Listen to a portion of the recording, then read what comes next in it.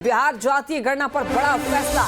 Supreme court ने बिहार सरकार की याचिका पर सुनवाई बंद की। सुप्रीम कोर्ट ने मामले पर फैसला सुरक्षित रखा। जातीय जनगणना को लेकर के सुप्रीम कोर्ट में सुनवाई हो रही थी।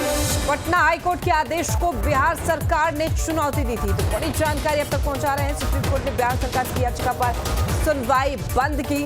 बिहार जातीय गणना पर बड़ा फैसला आया है। सुप्रीम कोर्ट ने बिहार सरकार की याचिका पर सुनवाई बंद की। सुप्रीम कोर्ट ने मामले पर फैसला सुरक्षित रखा।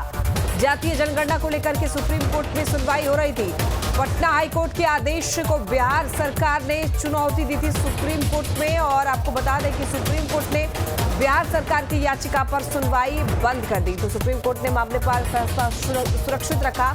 जातीय जनगणना को लेकर के सुप्रीम कोर्ट में सुनवाई हो रही थी। पटना हाईकोर्ट के आदेश को बिहार सरकार ने चुनौती दी थी। बड़ी खबर है, बड़ी जानकारी। बिहार जातीय गणना पर बड़ा फैसला आया है। सुप्रीम कोर्ट ने बिहार सरकार की याचिका पर सुनवाई बंद की। ज्यादा जानकारी के लिए संवाददाता अविनाश हमारे साथ जुड़ रहे हैं। अविनाश, सुप्रीम कोर्ट ने बिहार सरकार की याचिका पर सुनवाई बंद कर दी। जातीय जनगणना का ये मामला है, पूरी जानकारी दीजिए विस्तार से। जी लक्ष्मी, बिल्कुल। जैसे पटना हाईकोर्ट ने जो सर्वेक्षण आयोजित करने के सरकार के फैसले की जो संवैधानिक वैधता का सवाल था, उस पर अपना जो उनका अंतिम फैसला था उस पर आदेश सुरक्षित रख लिया है।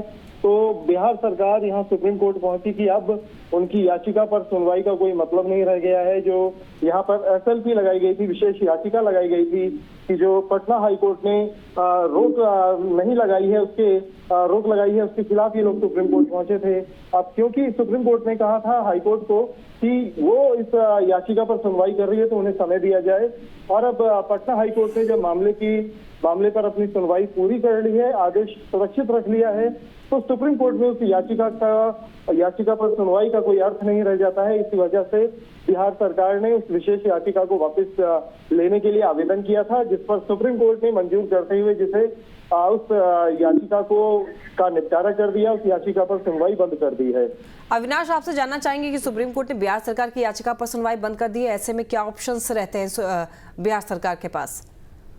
बिहार सरकार अब पटना हाईकोर्ट के आदेश का इंतजार करेगी, क्योंकि बिहार सरकार की शुरू से दलील रही है कि उनका सर्वेक्षण लगभग पूरा हो चुका है। ऐसे समय में अगर सर्वेक्षण रोका जाता है तो आर्थिक नुकसान होगा।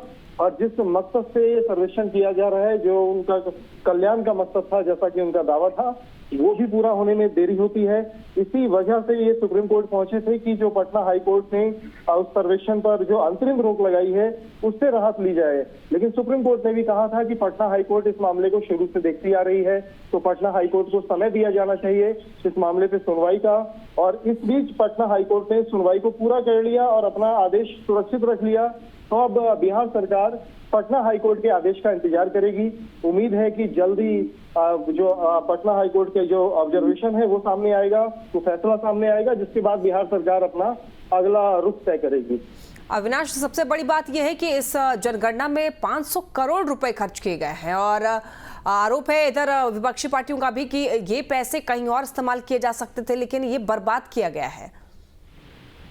जी, यही मुद्दा चलता रहा है शुरू से, जब से ये मामला सामने आया है और पटना हाईकोर्ट भी पहुंचा।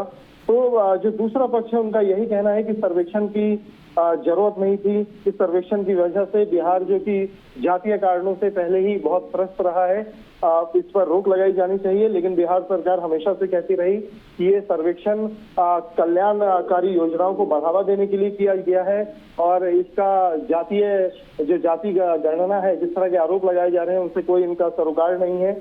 और बिहार सरकार ने इस पर 500 करोड़ का बजट खर्च करने की जो तैयारी की थी और उसमें से अधिकांश हिस्सा खर्च होने के बारे में दावा किया गया है। उस वजह से बिहार सरकार सुप्रीम कोर्ट तक भी पहुंची कि उनकी तैयारियां पूरी हो गई हैं, सर्वेक्षण लगभग पूरा हो चुका है। अब उस पर रोक लगाने से एक बड़ा आर्थिक नुकसान होगा।